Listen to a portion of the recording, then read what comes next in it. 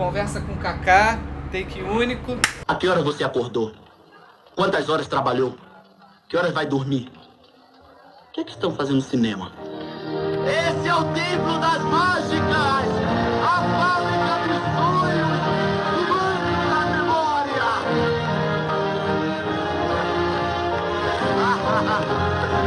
Eu tenho riso e lágrimas para lhes dar, mas não esquecimento! Eu tenho alarme que a vida é uma só, comédia ou tragédia! Comédia ou tragédia! É preciso ganhar sempre! Que feio é perder, e mais perde quem mais espera! Eu tenho alarme! Feio é perder!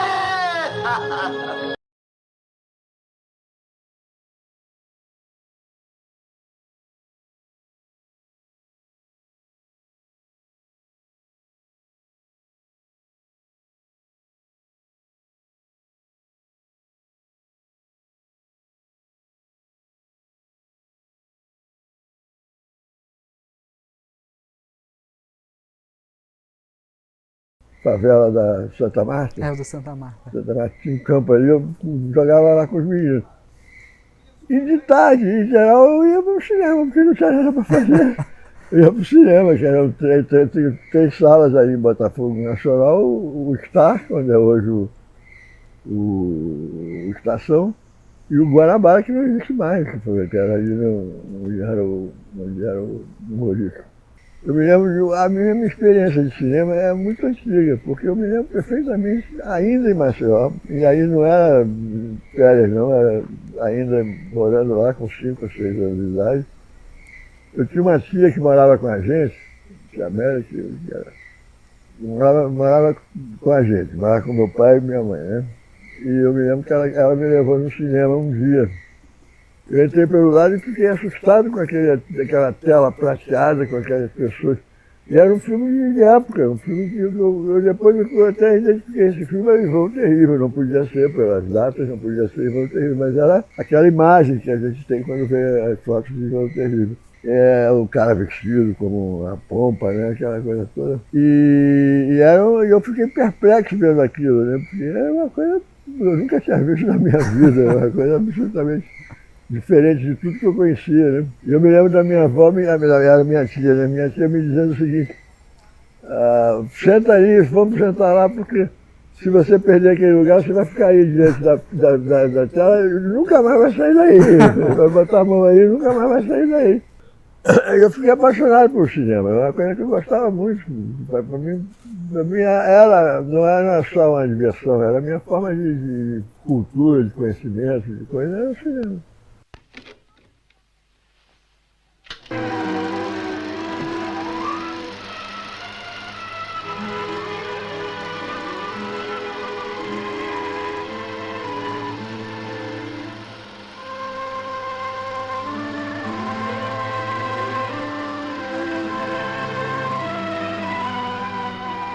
Já corri esse sertão inteiro, da Bahia ao Cariri.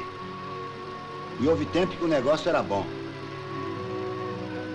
Eu chegava nas feiras, nos circos, nas festas de igreja, e o povo vinha correndo para ver a novidade. Agora não. Só mesmo no fim de mundo como esse, onde não chega nem jornal. E você depois conheceu o Davi Neves, lá mais adiante, né? O Davi Neves foi muito importante na minha vida, porque o Davi foi que me deu a consciência de que eu podia fazer filmes, né? O Davi morava na Tijuca, veio para morar em Botafogo, ali o pai dele era general do Exército. Não sei se era general, se não era general, era coronel, enfim, estava no caminho. E veio ali para Botafogo e eu conheci o Davi, que era um cinéfilo barra pesado, que tinha visto tudo, que conhecia tudo, e que me deu a consciência de que eu podia fazer cinema também, né? O Davi, não sei, ele começou a falar, vamos fazer, para de falar de cinema, vamos fazer filmes. Né? Foi com ele que eu fiz o meu primeiro filme, que era um filme chamado Fuga, que era curtíssima metragem, feito dentro de casa, que era uma história completamente maluca.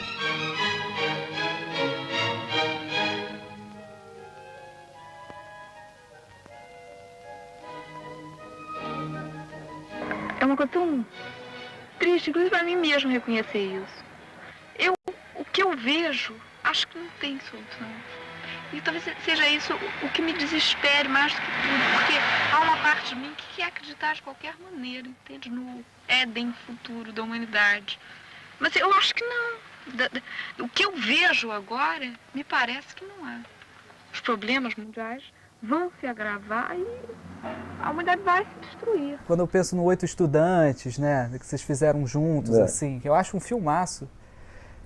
Como é que vocês faziam isso? Como é que vocês fizeram esse filme? Vocês entraram, vocês estavam ali convivendo, né, com o CPC, com todo esse grupo, e vocês foram filmando e depois na montagem vocês fizeram o filme? Os oito universitários, na verdade, a gente preparou o filme para ser aquilo que ele é. Não houve nenhum improviso em termos de estrutura. O improviso foi todo em termos de filmagem, né? A gente filmou os caras falavam o que queriam, mostravam o que queriam, não sei o quê, mas a estrutura de fazer o filme com aqueles caras, os 8 universitários, ir atrás deles e mostrar o que eles faziam na faculdade, na escola deles, coisa e tal, era uma coisa totalmente da nossa cabeça, fomos nós que organizamos isso, né? O improviso era deles, mas a preparação era nossa. Então, os outros universitários, eu gosto muito desse filme também, que bom que você citou ele. Era uma coisa que a gente tinha muito na cabeça, né? Essa coisa de você fazer um filme ligado naquela pessoa, traduzindo o que aquela pessoa era, né? Não só o que ela estava pensando e dizendo, mas o que ela era mesmo, né? E os outros universitários têm muito isso. Né? E a Cinemateca do Morro organizou, ano por ano, retrospectivas nacionais. Então, começou com filmes franceses, depois passou os filmes russos, filmes ingleses, eu acho, enfim, começou a passar filmes americanos, eu acho. Começou a passar filmes assim. E foi o Davi que me levou para ver esses filmes e que me apresentou o pessoal do Cinema Novo que se reunia lá. Esse pessoal, quer dizer, não era Cinema Novo ainda, era um grupo de malucos, de estudantes que viam filmes aí, mas que acabaram formando um grupo do Cinema Novo. Né? Selecionamos para esta reportagem 5 diretores que, na época, estavam preparando, realizando ou finalizando um filme no Rio de Janeiro. Eles serão vistos em situações e atividades que marcam o estilo, a busca, a batalha do cinema novo. Carlos Diegues, A Grande Cidade. Glauber Rocha, Terra em Transe. Domingos Oliveira, Todas as Mulheres do Mundo. Arnaldo Jabor, Opinião Pública. Leon Hirschman, Garota de Ipanema. E eu me lembro que tinha uma coisa muito engraçada, que a gente via esses filmes e depois ficava conversando horas sobre os filmes que tinha visto, né? E eu me lembro que no dia que eu vi um filme italiano daquele. E eu fiquei muito impressionado com esse filme. E eu saí, e as sessões da Cinemateca eram no Museu de Arte Moderna, ali na Rua Araújo, Porto Alegre. Ali onde é hoje a ABI, né? E aí a gente saiu uma vez, nós vimos esse filme, e nós saímos eu, Rui Guerra e Glauber, andando por ali, fomos a pé até a rua, a Praça General Severiano, onde tinha aquele famoso bar que a gente frequentava muito, né? Toda faculdade, toda escola, todo ensino superior tinha uma espécie de cineclube, né? E esse cineclube passava filmes que a gente não via no cinema comercial, porque ali não, que hoje é difícil na época, então você pensa bem, não passava nada, você só passava mesmo filmes comerciais, né? E esse cineclube foi que eu aprendi muito nesse cineclube, eu me lembro que na época ele dizia assim, vai ter debate depois? Aí o cara disse, não, então eu não vou. Só ia se tivesse debate depois no cineclube, né? Da caravana Holiday.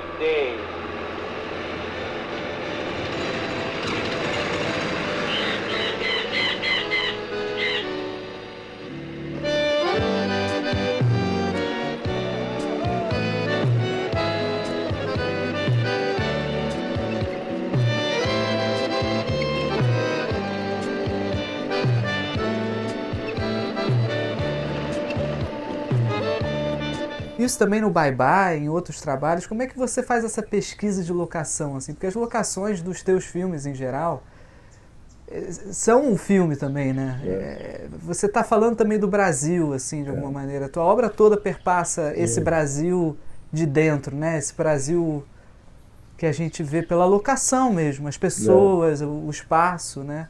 Como é que é esse seu processo, assim, de pesquisa? Quando você Olha, eu gosta? vou lhe confessar uma coisa, eu não pesquiso muito não. Ah, é? Não pesquiso muito não, porque eu conheço bem isso. Conheço muito o Brasil.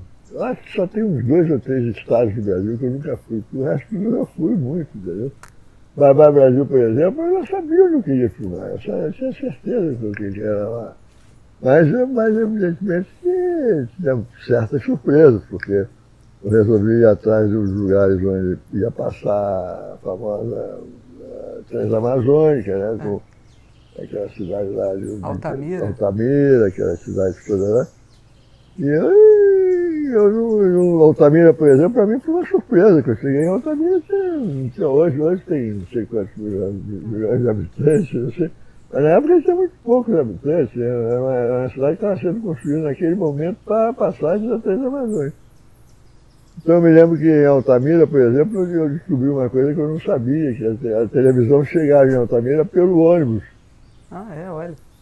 A televisão era filmada, quer dizer, o programa, vamos dizer, a Globo fazia um programa. Esse programa passava em Belém, e Belém eles registravam, eles copiavam o programa e mandavam para Altamira, que passava esse programa no dia seguinte, né?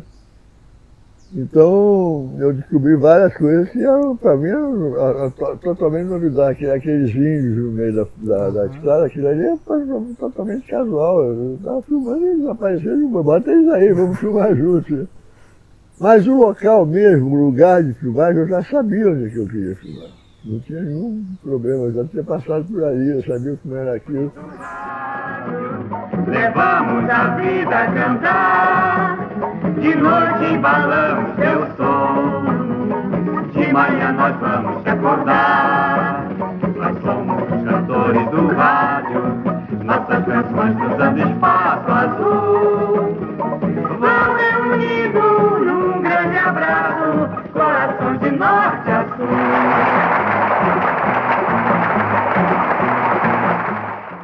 Tem a cena do Quitandinha, né, com o Chico. Seria legal se você puder falar um pouco também de como foi esse processo, né? Como é que é o processo nesse caso de você estar filmando não só em Petrópolis, no Quitandinha, mas também com o Chico, sabe? Trabalhando com músicos que estão compondo as músicas, estão fazendo as músicas e ao mesmo tempo estão em cena, né? No caso do Quando o Carnaval Chegar, o Carnaval Chegar é um filme muito interessante, porque foi um filme que eu pensei em fazer quando eu estava no exílio em Paris, que eu era casado com uma e a gente foi obrigado a se mudar, fomos para a Itália primeiro, depois fomos para a França. E então foi lá, em Paris, que eu pensei nesse negócio do Quando o Carnaval Chegar, fazer um filme dos cantores, etc., com uma espécie assim, de citação, de relação com a tradição da música, dos filmes musicais brasileiros, né? Do musical brasileiro. E aí tinha muito isso, então em geral eu entregava muito para os músicos, né? Porque eu sabia o que eu queria e eles sabiam o que eu estava dizendo, né? Então os músicos eram basicamente era o Chico, né? E as outras músicas eram músicas antigas que eu escolhi do repertório brasileiro, né? Foram todas escolhidas por mim. Então era mais ou menos uma coisa já prevista, né, de um certo modo. Sim. Mas mesmo assim eu deixava um pouco na mão deles alguma coisa, eu sempre deixava. Eu combino com eles como é que vai ser, por exemplo, Bye Bye Brasil, o Chico chegou no estúdio para gravar o Bye Bye Brasil, tinha um caderno de letra enorme, não acabava nunca. Eu disse, não pode ser, isso aí vai levar 10 minutos cantando isso, vamos diminuir. Então eu ajudei a diminuir, coisa e tal, trabalhei um pouco na música do Bye Bye Brasil.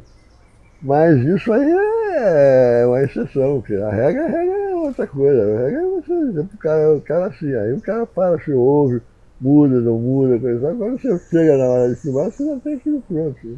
Esse processo também teu de decupagem, assim, você gosta de desenhar o plano, você gosta de ser mais intuitivo?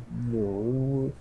Olha, quando eu vou filmar, eu entrego muito ao ator. Né? Porque eu acho que o ator ele tem que se sentir livre, ele tem que se sentir completamente liberto para fazer o que ele está pensando em fazer.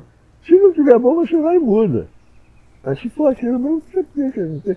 O problema é você chegar e impor ao ator um determinado gesto, uma determinada marcação, é uma coisa meio boçal, porque você está impedindo o ator de se expressar como ele acha que tem que ser.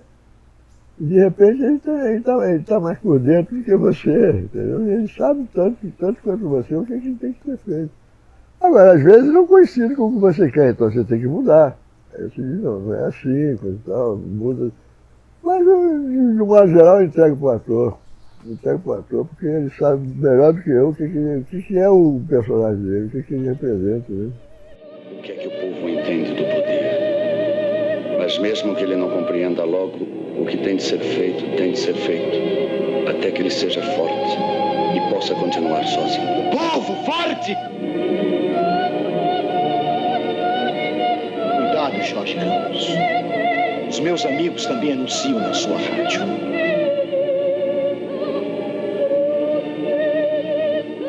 Vou pensar. E você sente também, assim, quando eu tenho o Herdeiros é outro filme que eu gosto, assim, porque tem até um trabalho de cor, né? Um trabalho de cor, aquele filme tinha uma coloração específica, forte, assim, né? E como é que era isso também? Você escolhia, por exemplo, a película pela textura de cor, isso? Trabalhei muito com isso. Os Herdeiros foi o meu primeiro filme com o Jimmy Lufft. Ah, o Jimmy Lufft. Foi o meu primeiro filme com o Jimmy. E eu combinei com o Jimmy da gente alterar as coisas do filme conforme a época que a gente estiver filmando. Os Herdeiros têm 4 ou 5 épocas, diferentes. E cada época tinha uma dominante, né? Tinha uma cor dominante e a gente trabalhava essa cor. E trabalhava não só a cor, como também o exercício dela em cena. O que ela significava em cena, né? Muitas vezes esse trabalho da cor não era suficiente. Então a gente, por exemplo, a parte do início do filme, aquela que tem o comício do menino na praça pública, coisa e tal, aquela parte, a câmera está mais ou menos parada, você não mexe muito a câmera, tem uma espécie de você revelar uma coisa que está sendo... você não revela o que está sendo filmado, você revela aquilo que tem como projeção do que é, né? A fotografia do que é. E depois, aos poucos, a câmera vai se mexendo até o final e a câmera fica maluca. Né? No final, a câmera fica maluca. Adeus.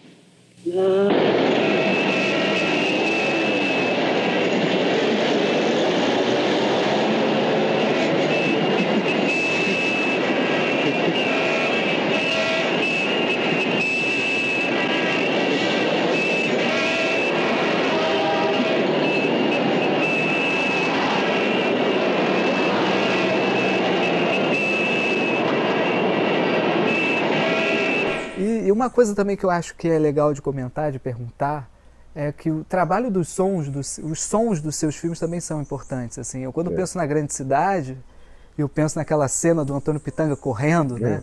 Como tem no Herdeiros também, né? Com o André, assim, eu penso no som da cena, né? Assim, como é que você pensa o som, assim, qual o valor que o som tem para você também, né? Isso foi mudando, né? É gigantesco. Gigantesco. O som é uma coisa importantíssima.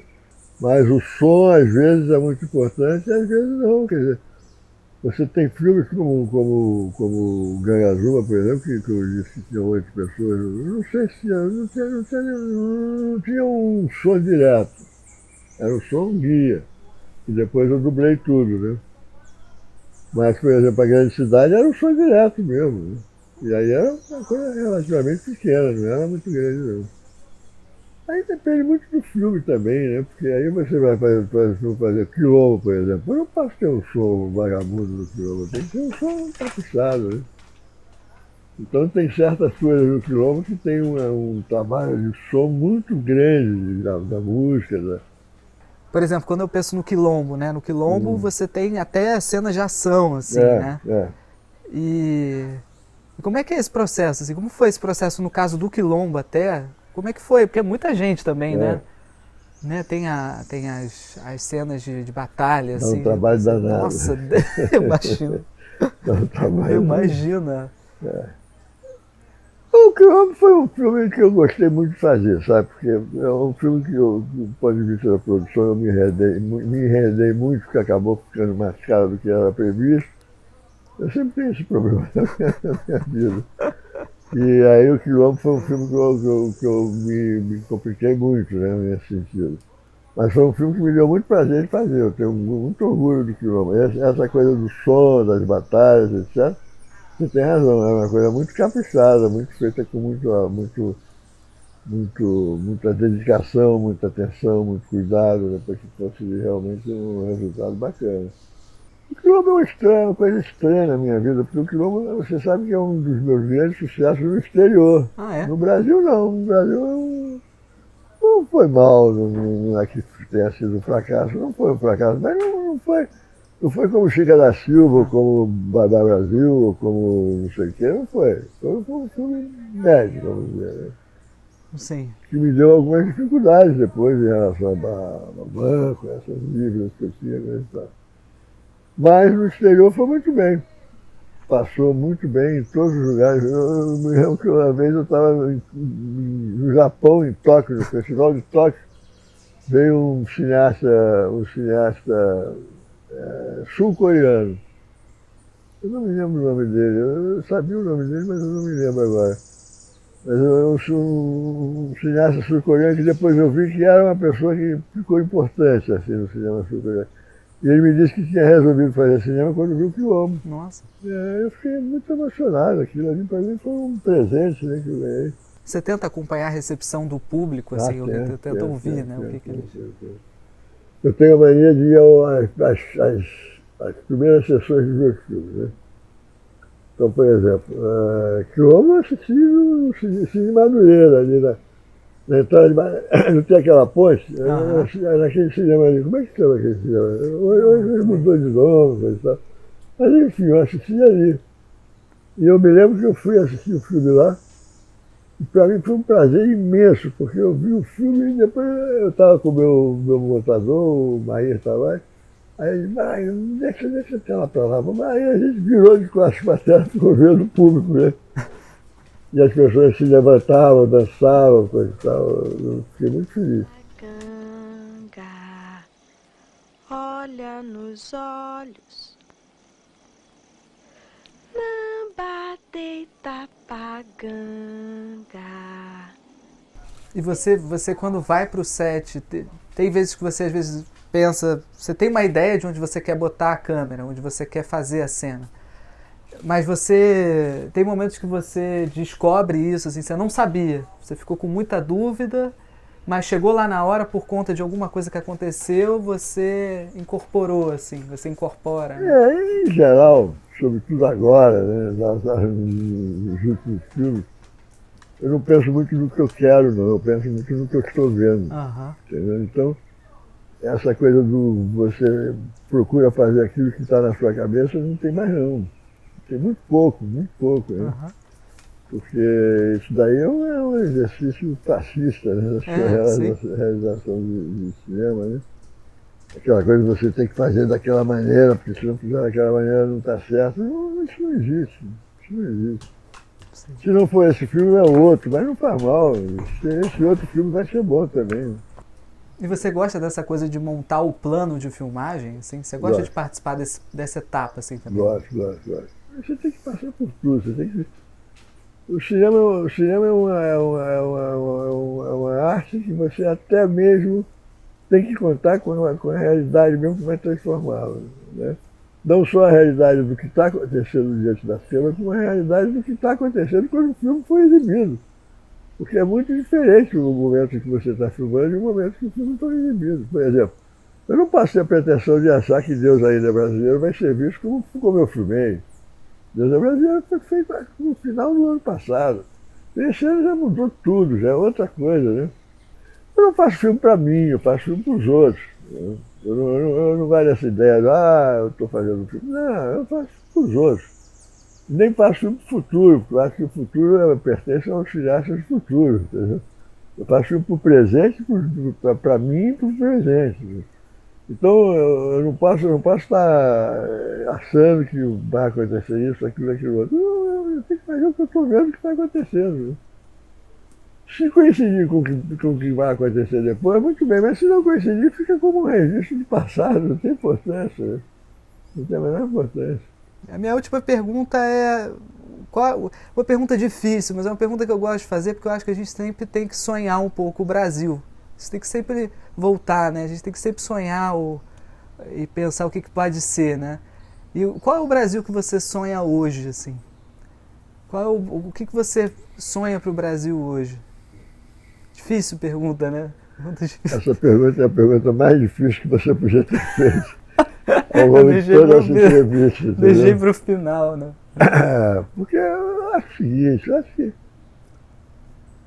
quando eu era jovem, quando nós fizemos o Cinema Novo, eu tinha 20 e poucos anos, 30 anos no máximo, a gente já achava que o Brasil ia ser uma espécie de terceira força do mundo.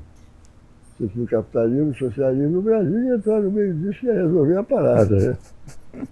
Hoje eu seria um louco se eu dissesse isso. Eu seria um louco, porque o Brasil não tem condição de fazer isso. Mas eu acho que nós precisamos recuperar os valores do Brasil, os valores históricos, culturais do Brasil, originais do Brasil, recuperar esses valores para continuar, para voltar a acreditar no Brasil como um país do futuro. O que ele vai ser, eu não sei te dizer. O fato da gente ter tido um presidente de 4 anos de porcaria, de realmente um horror que foram esses 4 anos, mas o fato de ter acontecido isso no Brasil não significa que o Brasil está perdido, não. Pelo contrário, eu acho que a gente tem que multiplicar o nosso poder, a nossa força, para tentar fazer do Brasil aquilo que a gente imagina que ele possa ser. O que ele pode ser, não sei. Eu estou com 83 anos de idade, é difícil para mim te dizer o que vai acontecer amanhã, imagine daqui a 10 anos, ou 5 anos, ou o que for, entendeu? Então é muito difícil, mas é preciso recuperar recuperar esse passado, essa condição que o Brasil sempre teve de ser um país diferente, de ser um país que vai mudar alguma coisa no comportamento humano. Sim, obrigado, viu? Obrigado demais pelo tempo, Foi daí que nasceu a ideia de fazer Bye Bye Brasil. A ideia que era exatamente de fazer um filme sobre um país que começava a nascer no lugar de um país que começava a acabar, quer dizer, a troca de país, quer dizer, e num momento em que essa troca ainda não havia sido feita, em que ainda coexistia o arcaico com o moderno, que ainda havia aquele Brasil antigo existindo ao mesmo tempo que o Brasil moderno. Não é um filme nostálgico, melancólico, que, como o título é um título irônico, quer dizer, eu não estou dando adeus ao Brasil, pelo contrário, eu estou, de certo modo, anunciando um Brasil novo.